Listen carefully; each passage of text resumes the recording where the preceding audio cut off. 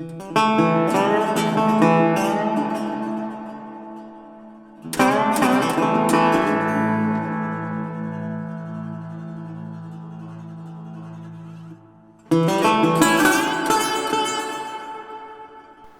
ისტორიას ბევრი დიდი, კარგი და არც თუ კარგი პრეზიდენტი ახსოვს. არც სკანდალების სიმცირეს უჩივის, უმეტესად დელიკატური შინაარსის სკანდალებს. პირველი თომას ჯეფერსონი გახლდათ ამერიკის მესამე პრეზიდენტი, რომელიც პოლიტიკურმა ოპონენტებმა საკუთარ მონაქალთან, სალი ჰამინთან ინტიმურ კავშირში დაადანაშაულეს. როგორც ჩანს, ყველაფერი 1787 წელს დაიწყო, როდესაც 44 წლის ახალდაქვრივებულ ამერიკის ელჩს მოგვიანებით პრეზიდენტ ჯეფერსონს პარიზში 14 წლის მონამ სალიმ ჩააკითხა. 1998 წელს დნმ-ის გამოკვლევით დადგინდა, რომ სალის 6 შვილიდან ერთი ეჯგარეში პრეზიდენტისგან ჰყავდა, დანარჩენი 5-იც დიდი ალბათობით. ამ ამბავს პიკანტურობას ისიც მატებს, რომ სალი ჰამინი თომას ჯეფერსონის გარდაცვლილი მეუღლის, მარტას ნახევარ დაგახლდათ მამის მხრიდან. თავად დიდ პლანტატორს ასევე საკუთარი მონა საყვარელი ქალისგან შეეძინა ის.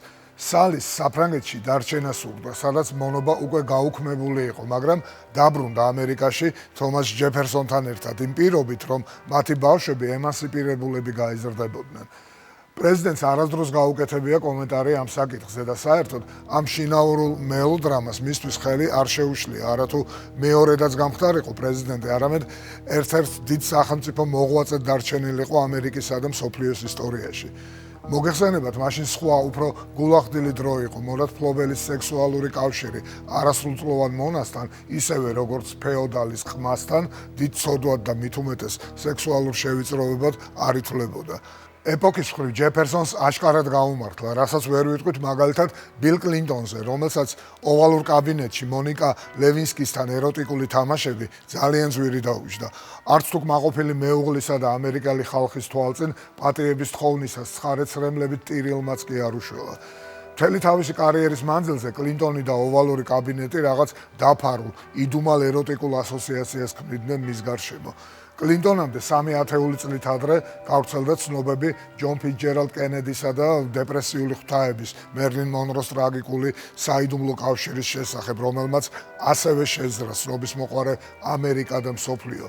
ნიქსონის სრულიად არაეროტიკული ვათერგეიტი და მრავალი სხვა, მაგრამ ის, რაც ამერიკის ბოლო 45 პრეზიდენტმა 4 წელიწადში მოახერხა, უდაოდ ყველაზე დიდი მიღწევაა პოლიტიკური სკანდალების მსოფლიო ისტორიაში.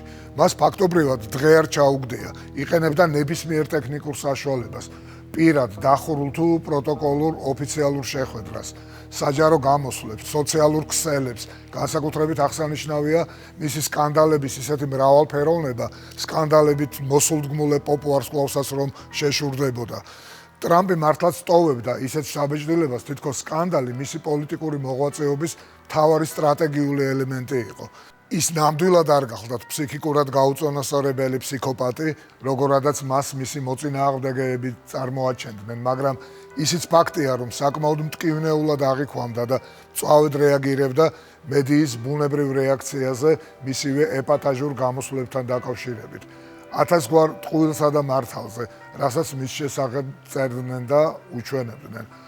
საბოლოო ჯამში ამ ყველაფერმა მას შეერთებული შტატების ისტორიაში ყველაზე კონტროვერსიული პრეზიდენტის რეპუტაცია შესძინა. ტრამპი ან ძალიან უყვართ, ან ძალიან სძულთ, მაგრამ მისი ეპატაჟურობა მარტო მედიასთან ღია დაპირისპირებით არ გამოიხატება. ის ასევე ღიად და მწვავედ იყო დაპირისპირებული ზოგიერთ უმნიშვნელოვანეს სახელმწიფო სტრუქტურასთან, განსაკუთრებით გამოძიების ფედერალურ ბიუროსთან. გასული წლის 29 ნოემბერს არჩევნებიდან დაახლოებით 3 კვირის შემდეგ Fox News-თან ინტერვიუში მან FBI-სა და საკუთარი მთავრობის იუსტიციის სამინისტროს ღიად დასდო ბრალი არჩევნების გაყალბებასთან კავშირში.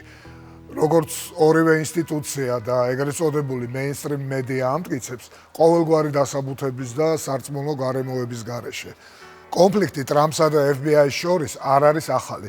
ის სათავეს იღებს შორეულ 70-იან წლების დასაწყისში, როდესაც ახალგაზრდა, ძალიან ენერგიული და მიზანდასახული ბიზნესმენი თავის ფინანსურ იმპერიას ქმნიდა.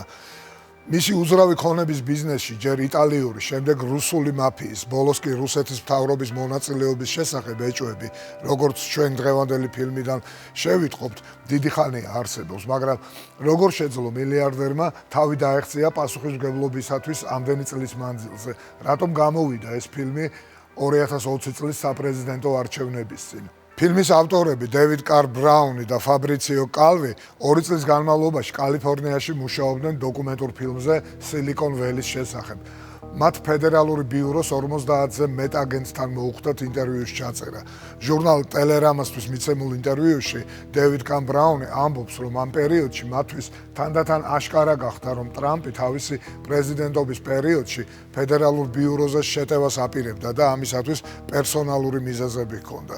რომ მათთვის ნათელი გახდა, პრეზიდენტი მთელი იმ ინსტიტუციის დესტაბილიზაციას აპირებდა, რომელიც ძალაუფლების დაყოფის პრინციპის გარანტიას წარმოადგენს.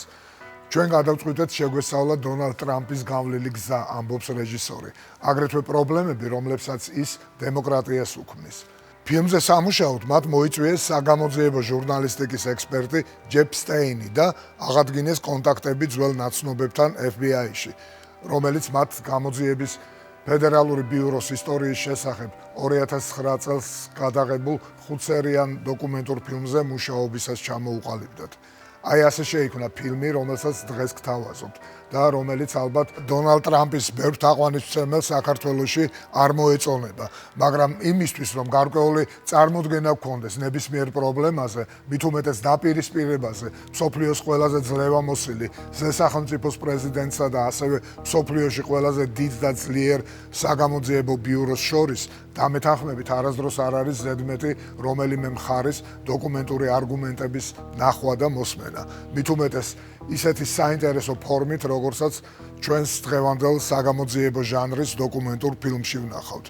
დევიდ კარ ბრაუნისა და ფაბრიციო კალვის ფილმი ტრამპი FBI-ის პირისპირ. საინტერესო ჩვენებას გისურვებ.